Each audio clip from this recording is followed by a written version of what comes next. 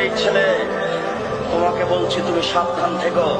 তুমি যে এখন স্কুলে এসে বলছো, এই ছেলেরা, এই মেয়েরা, আগামীকাল তোমরা ফুল নিয়ে আসবা, পায়ের জুতা খুলে দিয়ে বরকতের কবরে ফুল চড়াতে হবে।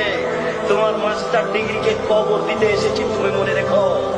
তুমি বলো সারা বাংলাদেশ কেন, সারা পৃথিবীর মানুষ যদি পায়ের জুতা খুলে দিয়ে এই বরকতের কবরে ফুল চড়ায়, তাহলে বরকতের 1 পয়সা লাভ হবে নাকি? যদি না হয় তুমি এই কাজ করলে কেন?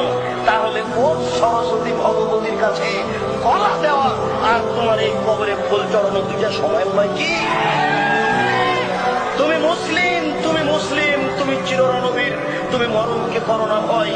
তোমার ইতস্ত বোধ করা দরকার ছিল, তোমার লজ্জা বোধ করা দরকার ছিল, তোমার বিদ্যেকে মূল্যায়ন করা দরকার ছিল। তুমি বেশি না পারলে তুমি ঘুরে দাঁড়াতে, ছি ছি, এ কাজকে করে এই বলে তুমি ঘুরে দাঁড়াও। বাঁচার পথ আছে। তুমি শিক্ষক হয়ে কাজ করো কি করে?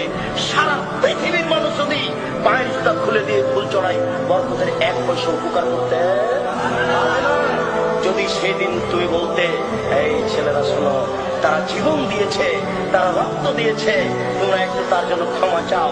তোমরা বলো, আল্লাহ এদেশের ভাষাকে টিকানোর জন্য বরকত জীবন দিয়েছে, তোমার দরবারে ক্ষমা ভিক্ষা যাচ্ছি।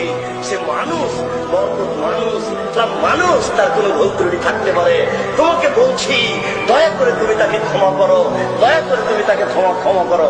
এটা একটু বলতে পারেন না? কাপুরুষ ছেলে তুমি, তুমি সুন্দর ছেলে নও, অভিশপ্ত ছেলে তুমি।